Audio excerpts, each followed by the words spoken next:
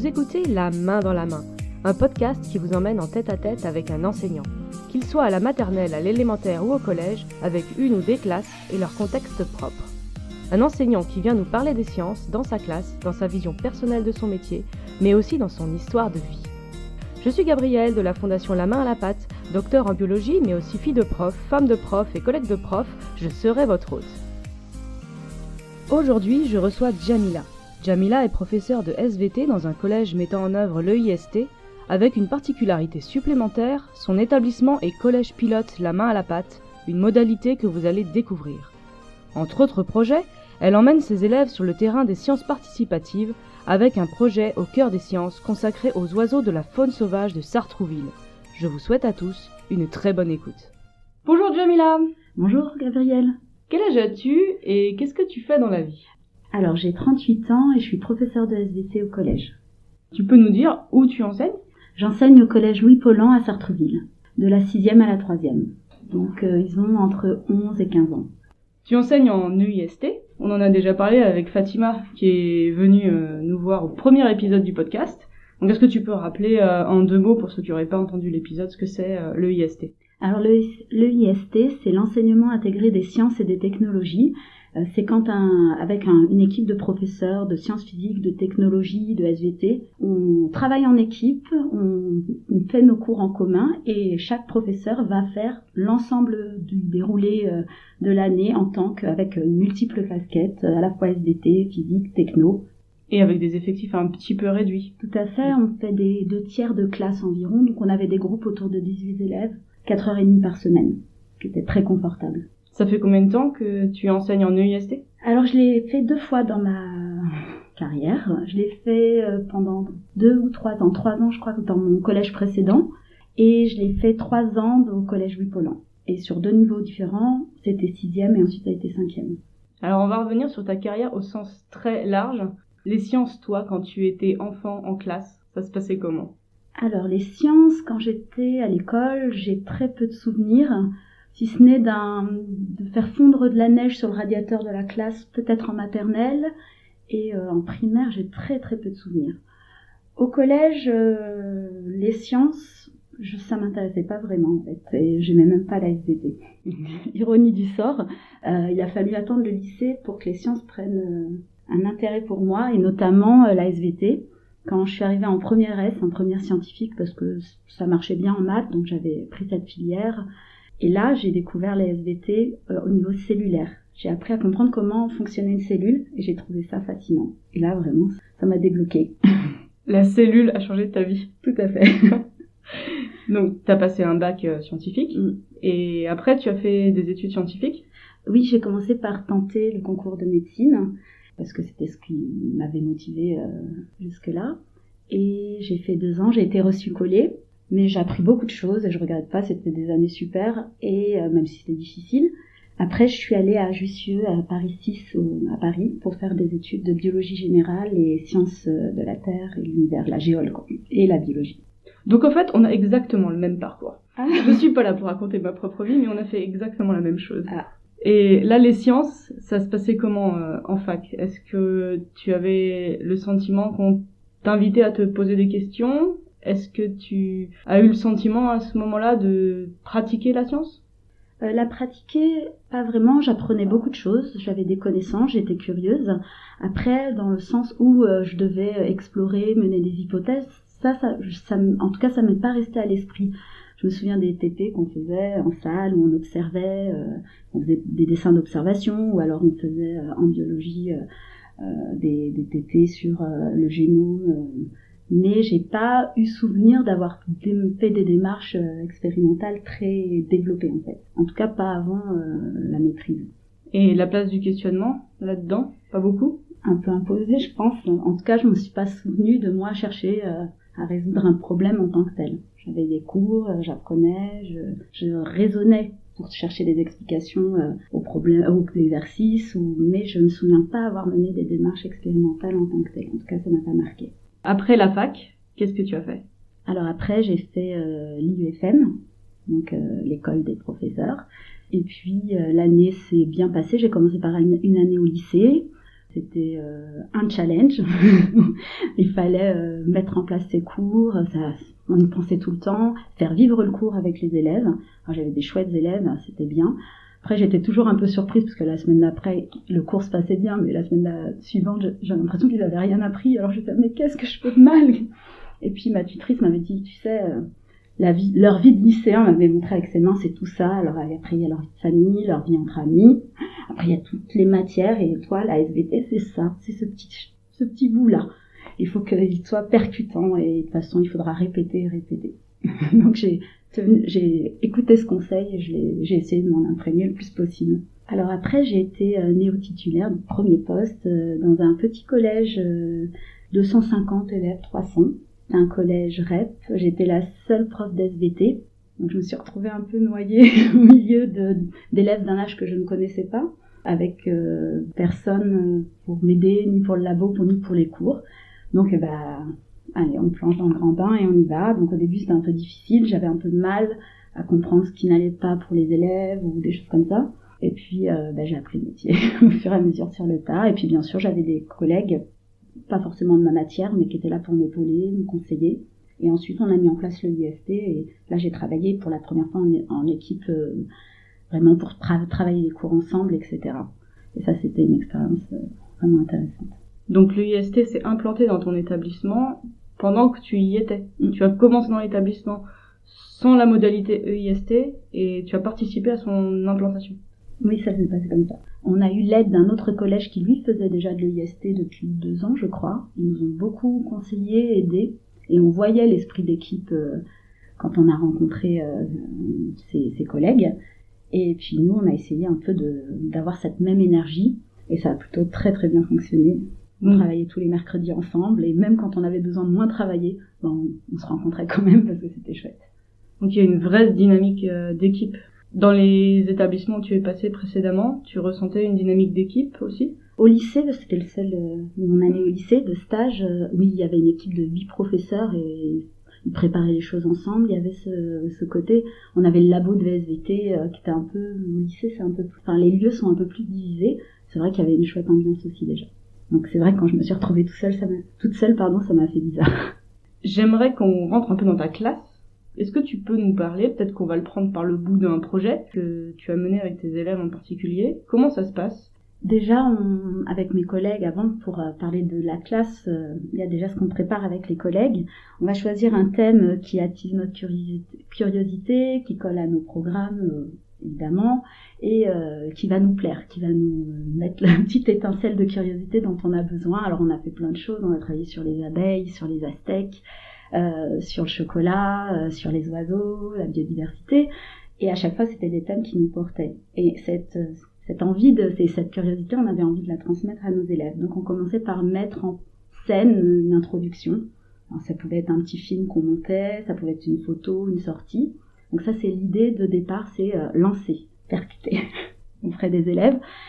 Et après, bien, on se pose un problème scientifique et là on essaye, alors pas d'un bloc ni de façon stéréotypée, ce que j'ai appris, il m'a fallu du temps pour faire ça. C'est-à-dire de pas me sentir obligée d'y aller. Alors on a le problème, là il faut les hypothèses, mais d'aller un petit peu laisser explorer, travailler avec les élèves, écouter leurs idées. Parfois on s'y attendait pas, mais tant mieux, on a des idées, et laisser un peu plus de liberté et d'arriver au bout finalement à notre conclusion avec les élèves. Des fois on se met à côté d'eux, on écoute ce qu'ils ont à nous dire, des fois ils nous demandent des conseils. Et puis alors moi ce que je préfère c'est quand ils sont dans leurs travaux de groupe et que je passe et qu'à un moment ils m'oublient, ils sont dans leur truc et moi je suis là parce que je prends des photos, je regarde ce qu'ils font et ça c'est mes moments préférés. Est-ce que tu peux nous parler du projet sur la biodiversité des oiseaux?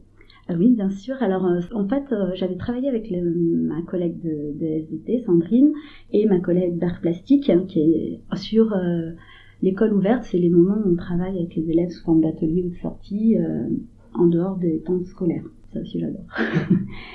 Et on avait fabriqué des mangeoires pour oiseaux et on avait commencé un petit peu. Ça nous avait plu, on avait même eu des petits oiseaux qui venaient et on avait gardé ça dans un coin de notre tête.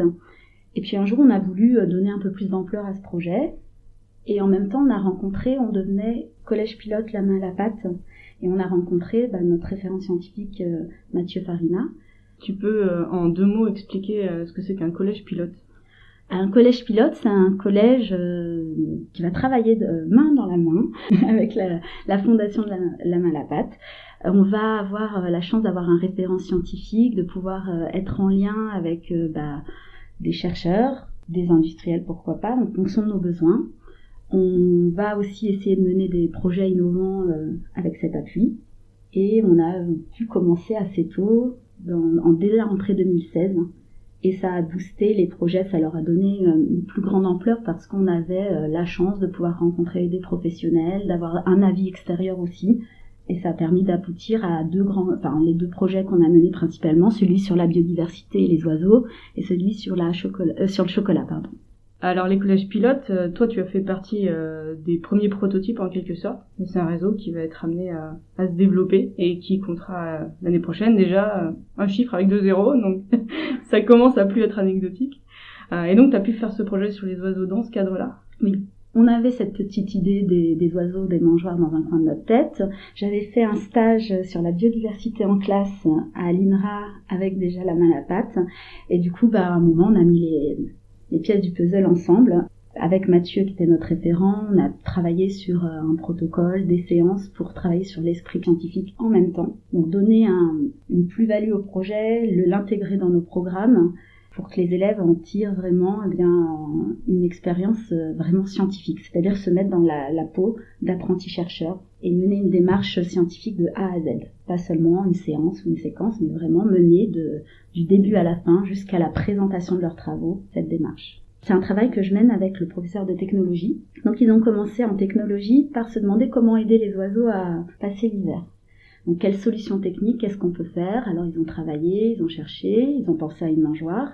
Ils ont ensuite travaillé sur les matériaux, lesquels choisir pour que la mangeoire s'intègre dans l'environnement, soit durable, etc. Et ils l'ont construit en classe de technologie, ce qui était un travail vraiment impressionnant. Et ensuite, ils se sont demandé comment observer les oiseaux qui allaient venir, parce que c'est bien de faire des mangeoires, c'est encore mieux si on peut voir les oiseaux facilement. On a acheté des caméras pièges photographiques qu'on a installées en face de mangeoires. Et ça, on l'a fait, mais on l'a introduit aussi dans une démarche scientifique. Parce qu'au collège, on a la chance d'avoir à côté du collège une petite zone oubliée, un petit bois pour lequel personne ne fait trop attention. Il est là, on le voit de loin, mais personne ne fait attention. Et on s'est dit, est-ce que ce petit bois, il est important pour ces oiseaux qui viennent? Et on s'est demandé comment le prouver et comment montrer aux Sartrouvillois que ce petit bois qui est à côté de notre collège, il avait son rôle à jouer dans la biodiversité locale. Donc c'était un défi. Et là, à ce moment-là, on s'est dit, alors il ne faut pas fabriquer qu'une seule mangeoire. Là, une démarche d'investigation et une démarche scientifique vraiment construite pouvait être lancée avec les élèves. Et ils avaient à cœur de vraiment...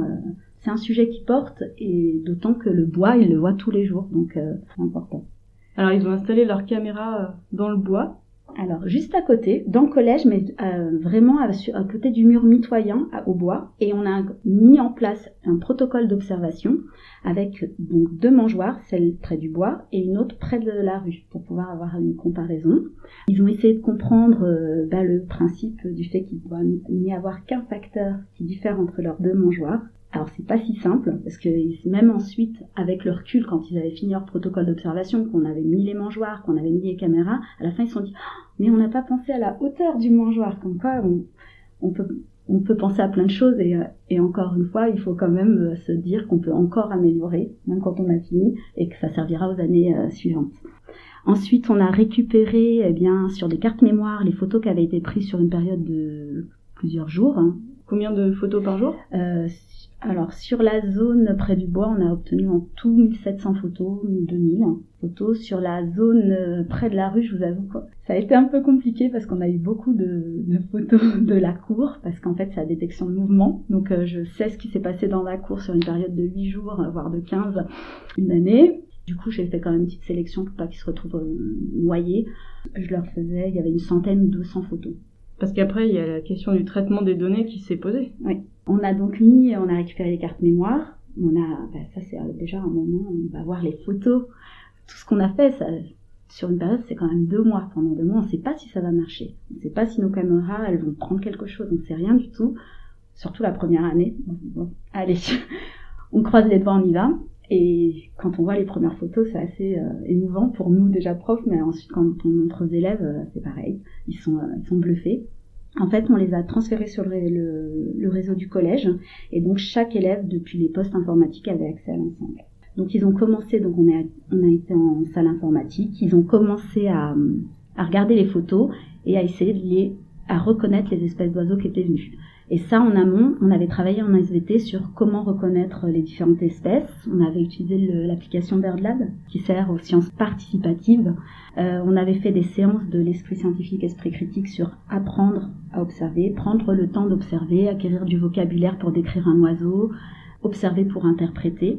Toutes ces petites séances, c'était en fait un travail préparatoire de mon côté en SVT et qui a servi à ce moment-là. Donc là, ils les ont reconnus, des fois ils avaient du mal, l'oiseau il n'était pas forcément dans l'angle qui était le meilleur, mais comme souvent la caméra prenait plein de photos d'affilée, ils finissaient par arriver à les reconnaître. Ça a lancé des débats. Mais si je te dis, ça c'est un rouge-gorge, mais non, c'est... Donc voilà, les élèves ils étaient vraiment dedans. Donc on a regardé une première fois le jeu des photos pour qu'ils reconnaissent les espèces. Et là, les élèves, ils se sont dit, oui, mais il faut les compter. Donc, en fait, il y en avait qui, instinctivement, s'étaient mis à noter leur nom, puis même certains mettre des bâtons. Donc, ça, c'est génial pour moi, parce qu'après, j'avais plus qu'à m'appuyer sur il n'y a pas besoin que tout le monde y pense, il suffit que quelques-uns le fassent pour qu'ensuite, ça parte. Donc, ensuite, on s'est dit, bah oui, on va faire des comptages selon les espèces, selon les jours, et on s'est dit que c'était quand même beaucoup de travail. Donc, comment on va faire? On s'est dit, on va partager le travail. Donc là, on s'est lancé, on a essayé de décider d'un protocole déjà, compter, mais il faut qu'on compte tous de la même manière. Déjà, il fallait réfléchir à tout ça. Comment on se répartit les photos? Donc on a décidé par jour, mais c'était tout un débat. Puis les élèves ont commencé, ils ont pris leur jour, ils ont fait leur comptage, on a revérifié. Et ensuite, les élèves ont mis en commun leurs fiches de comptage. Ils ont créé sur leur tablette un tableau à double entrée avec les espèces, les jours, et ils ont tout mis en commun dans un tableau. Et à partir de là, ils ont pu faire des graphiques et des graphiques comparant les deux zones, la zone près du bois et la zone près de la rue. Et qu'est-ce qu'ils en ont déduit? Alors, ils ont montré qu'en fait, effectivement, le bois a son importance. Ils ont vu que ces petites zones préservées dans la ville, on est quand même si on est près du bois, on est quand même dans un milieu urbain, mais que ces zones-là permettaient un refuge pour la biodiversité. Et ils l'ont présenté, on a eu l'aide, je ne l'ai pas dit, mais c'est super important, on a eu l'aide de chercheurs, d'Elsa Bonneau qui est venue, qui nous a aidés, et de François Chiron, qui est venu aussi aider les élèves à placer les caméras et à apprendre à observer avec des jumelles.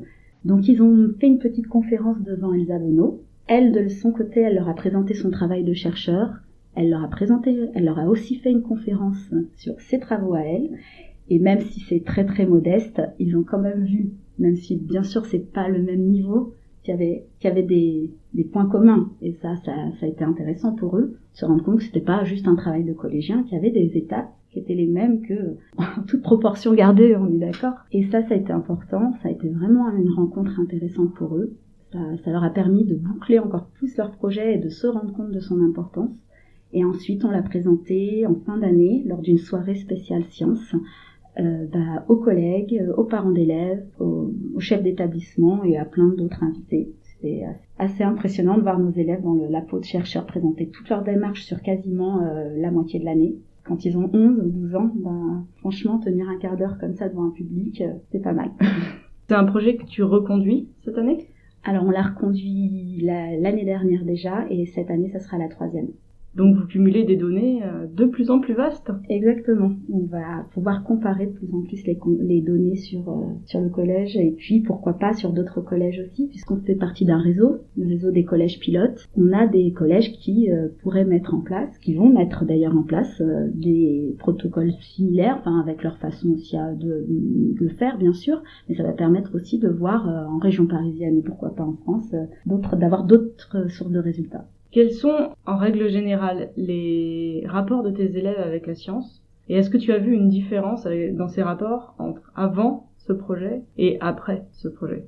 Alors déjà, la chose qu'ils ont vue, c'est que ça prenait du temps. Et c'est important, parce que la notion du temps, quand on est professeur, c'est toujours quelque chose de compliqué. Il nous faut soit des réponses vite, soit on doit apporter les réponses. C'est compliqué pour les élèves de se projeter plus tard, même déjà à l'échelle d'une graine ou de quelque chose. Là, les résultats, on allait les avoir dans très longtemps. Et c'est, je pense, quelque chose qu'ils retiendront, parce que quand on leur donne des documents, quand ils feuillettent les livres, il y a des graphiques, il y a des photos, mais ils se rendent pas forcément compte de tout le travail qu'il y a derrière, de tout le travail, de toute la rigueur que ça demande, le fait aussi il faut demander son avis, c'est pas un scientifique seul dans son labo qui a fait ce graphique-là, c'est tout un travail, et ça, je pense qu'à travers ce projet, ils l'ont compris. J'ai oublié de parler d'un aspect de ce projet sur la biodiversité, qui est que, l'air de rien, c'est aussi un travail sur l'éducation à la citoyenneté, même si c'était pas l'objectif premier. Il y a quand même l'histoire de la conservation de petits bois il y a pas longtemps, on peut lire des articles, par exemple j'en ai bien sur la Corniche au nord de Paris, où on se demande, c'est des zones en friche laissées, est-ce qu'ils ont leur importance? Donc on a contacté la mairie pour leur parler de notre projet, leur dire que ce petit bois, nous on avait travaillé dessus, que les élèves avaient fait toute une démarche scientifique, donc ils ont été très intéressés, on a pu présenter nos travaux à nos concitoyens, au Sartrouville-Lois, lors de la fête de la nature, et là les élèves aussi ont été... on peut être fiers d'eux, ils ont été acteurs, ils ont présenté correctement, ils ont aidé les gens qui venaient dans nos ateliers à préparer des nichoirs pour les oiseaux, ils ont présenté leurs panneaux, leurs résultats, ils ont expliqué leur démarche. Et c'était un dimanche ensoleillé, et c'était parfait pour terminer ce projet-là et lui donner cette notion de c'est pas qu'au collège, ça va plus loin que ça concerne aussi la vie de citoyens. Et ils ont compris que des décisions d'ordre citoyen pouvaient être fondées non pas sur des avis, des opinions, mais sur des résultats acquis par une méthode scientifique. Est-ce que tu as d'autres projets pour cette année? On va essayer d'aller encore plus loin dans notre projet sur les oiseaux et de travailler de façon plus large sur la biodiversité locale. On va essayer de continuer le projet sur le chocolat, dont je parlerai peut-être un autre jour. Là, c'était 6e, 5e. On aimerait bien qu'en 4e, 3e, on puisse continuer à travailler sur ces thèmes qui, en fait, permettent d'aborder plein de choses, nos notions dans le programme, la démarche scientifique, permettre aux élèves d'apprendre à présenter des travaux. Et on a comme idée de reprendre un thème qu'on avait fait en EIST, c'est sur les abeilles. Parce qu'on a des ruches juste à côté du collège. Et c'est un thème interdisciplinaire fantastique, on aime beaucoup. Et on avait aussi l'idée de travailler autour de la médecine et des grandes découvertes médicales. Je pense qu'avec le programme de 3e, ça colle plutôt bien aussi. Par rapport à la ressource sur les oiseaux, que tu as fait avec tes élèves a aussi permis de tester, en réalité, une séquence qui maintenant est disponible pour tout le monde, dans le site Esprit Scientifique, Esprit Critique. Donc on mettra le lien en dessous du podcast pour que tout le monde puisse aller éventuellement piocher là-dedans pour mener un projet similaire avec sa classe. On mettra le lien aussi vers Bird Lab, qui est très intéressant aussi. Et on aura bientôt un petit film qui a été tourné pour un parcours de formation. Donc dès qu'il sera disponible, je le rajouterai aussi pour que vous puissiez aller voir un petit peu tout ça. J'ai une dernière question, Jamila. Si tu pouvais revenir en arrière dans le passé et aller voir la petite étudiante d'IUFM, ça s'appelait comme ça à l'époque, qu'est-ce que t'aimerais te dire à toi-même? Je vais me dire que déjà j'ai bien choisi mon travail. T'inquiète pas, t'es là où tu dois être. Et puis, et que tu vas pouvoir continuer à apprendre toute ta vie, à être curieuse et à transmettre ça à tes élèves. Enfin, j'espère. Merci beaucoup, Jamila, pour ce moment passé ensemble. Merci, Gabrielle. Et à bientôt. À bientôt. C'est la fin de ce podcast. Vous pouvez le retrouver sur iTunes, SoundCloud et YouTube. N'hésitez pas à vous abonner, à partager, mais surtout, restez curieux.